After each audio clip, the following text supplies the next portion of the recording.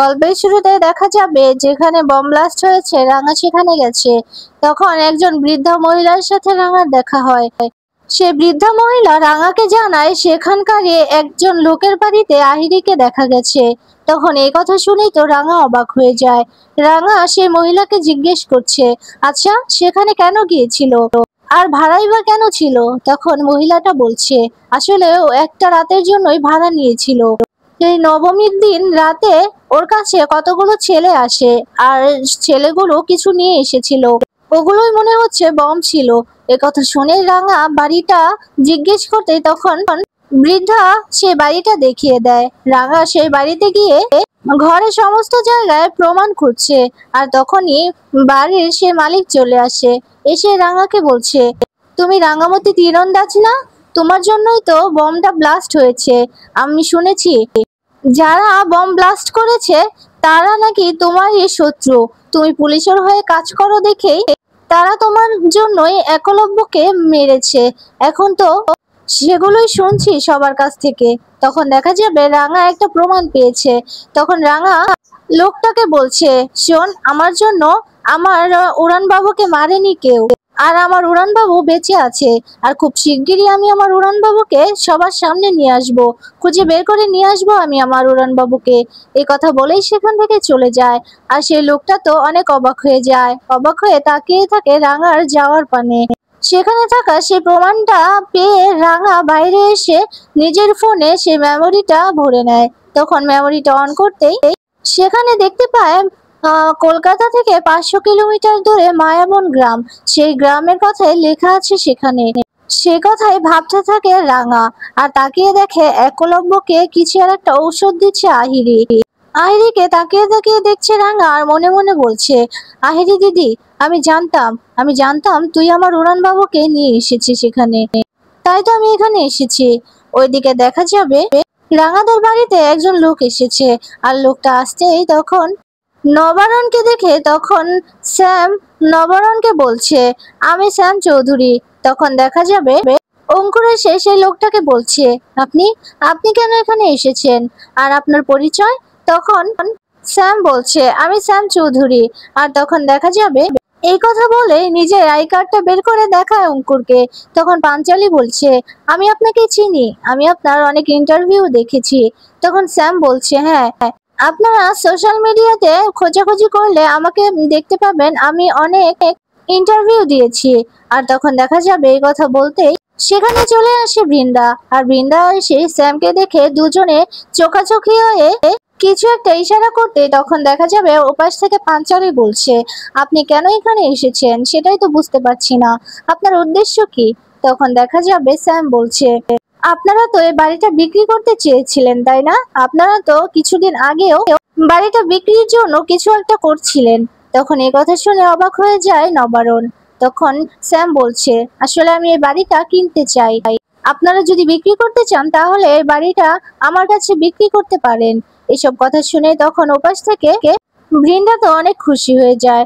বৃন্দা হাসতে থাকে আর তখন দেখা যাবে বৃন্দা এদিক সেদিক তাকিয়ে রাঙাকে কোথাও না পেয়ে মনে মনে বলছে, রাঙা রাঙা কোথায়? যাকগে, যেখানে গেছে ভালোই হয়েছে, ও যতক্ষণ না আসবে ততক্ষণই ভালো। ওইদিকে দেখা যাবে রাঙা আহিরিকে দেখছে। একলব্য শুয়ে আছে আর তখন আহিরি একলব্যর সেবা করছে।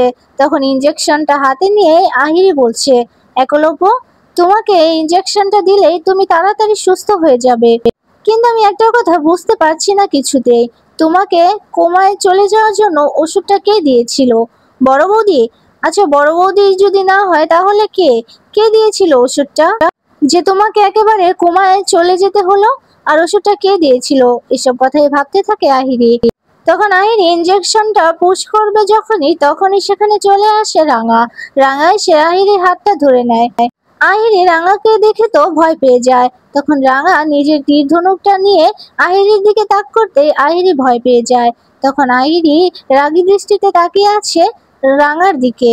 রাঙা বলছে, আহিরি দিদি, তোর সবকিছু ফাঁস হয়ে গেছে রে, তুই আর আমার হাত থেকে বাঁচতে পারবি না। আমি তোকে আমার তীর ধনুক দিয়ে একেবারে তোর গলাটা ফুটো করে দেব। ওইদিকে দেখা যাবে শ্যাম চৌধুরী বলছে, আমি জানি আপনাদের এখন অনেক টাকার দরকার, তাই আমি বলছি বাড়িটা আমার কাছে বিক্রি করে ফেলুন। এই কথা শুনেই তখন নবারুণ বলছে, ঠিক আছে, আপনি যে বলেছেন সেটা আমি ভেবে দেখব। কিন্তু আপনি কি করে জানলেন যে আমাদের এখন টাকার দরকার? আমি আমি এই বাড়িটা বিক্রি করব না। আমাদের 1000 টাকার দরকার থাকলেও আমি এই বাড়িটা কিছুতেই বিক্রি করতে পারবো না। এই কথা বলতেই তখন অঙ্কুর এসে বলছে, আচ্ছা আমি কথা বলছি বাবা। এই কথা বলে শ্যাম চৌধুরীকে বলছে, আপনি কি করে জানলেন? আপনি কি করে জানলেন? এটা তো আমাদের পারিবারিক বিষয়। আমরা তো এই কথাটা বাইরেও জানাইনি। তাহলে তাহলে আপনি কি করে জানলেন? তখন পাঞ্চালি বলছে, সে যাই হোক, বাড়ির বাড়ির কেউই হয়তো জানিয়েছে এই কথাটা। যেই জানাক না কেন, আপনি শুনে রাখুন, আমরা এই বাড়িটা কিছুতেই বিক্রি করব না। আর অঙ্কুর, আমাদের দেরি হয়ে যাচ্ছে, চলো। এ কথা বলেই নবারুণ, অঙ্কুর আর পাঞ্চালি মিলে চলে যায়। তখন সার্থকী বৃন্দাকে বলছে, বড় বৌদি, তুমি না, তোমার একটা প্ল্যানও কাজ করে না। তুমি কোনো প্ল্যানই ঠিকঠাক ভাবে করতে পারো না। আর এই যে এই লোকটা কে? তখন বৃন্দা বলছে, দাঁড়াও, আমি কথা বলছি।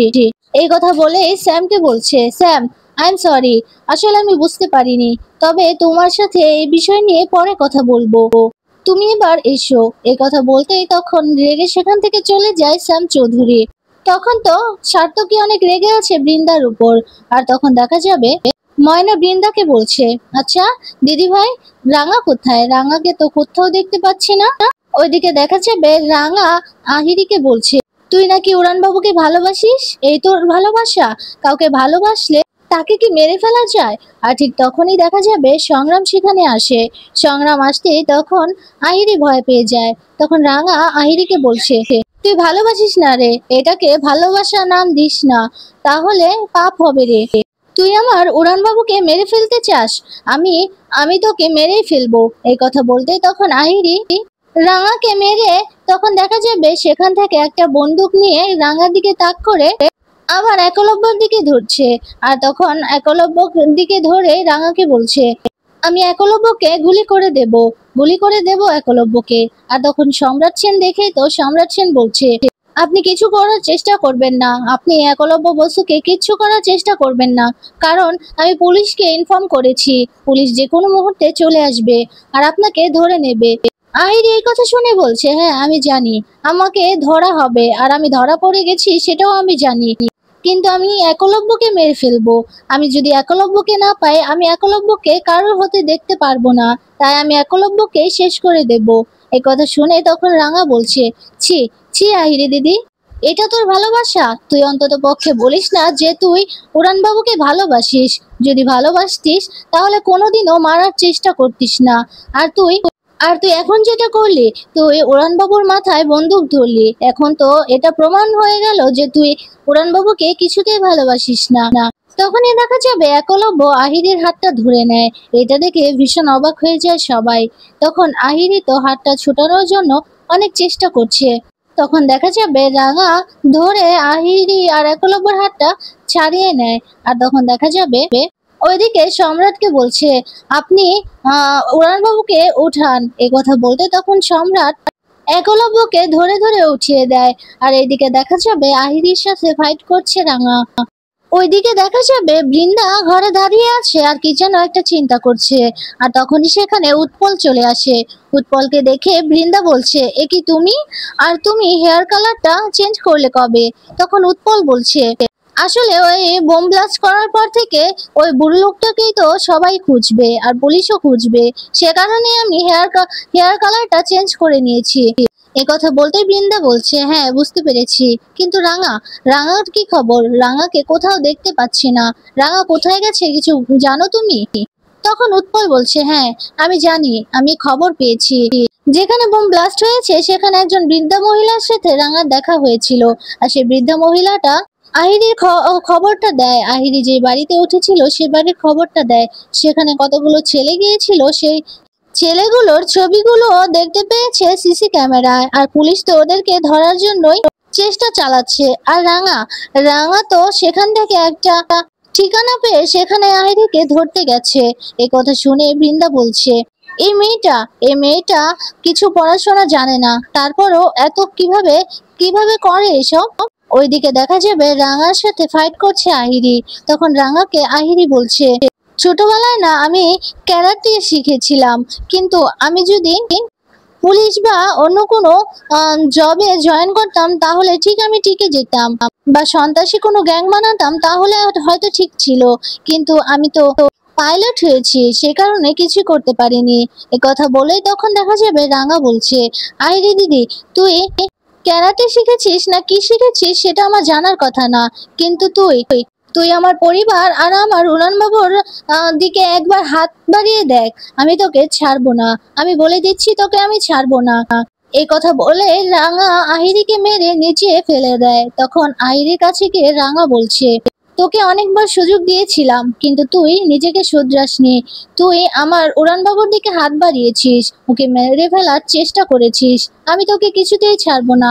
এ কথা বলেই মারতে থাকে আহিরিকে। তখনই সেখানে পুলিশ ফোর্স চলে আসে। সম্রাট তখন পুলিশ ফোর্সকে বলছে, আপনারা এই ক্রিমিনালকে ধরে থানায় নিয়ে যান। এ কথা বলতে তখন অফিসার বলছে, হ্যাঁ আমরা এক্ষুনি ওনাকে অ্যারেস্ট করছি।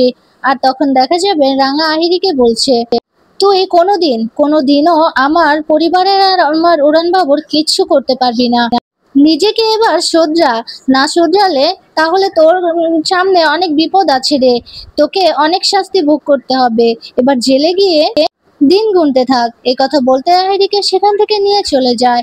আর তখন রাঙা একলব্যর কাছে গিয়ে একলব্যকে জড়িয়ে ধরে রাঙা আর কাছে বলছে, উড়ান বাবু, তোর আমি কিচ্ছু হতে দেব না, কিচ্ছু না। এসব কিছু দেখে সম্রাট তাকিয়ে আছে রাঙা আর একলব্যর দিকে।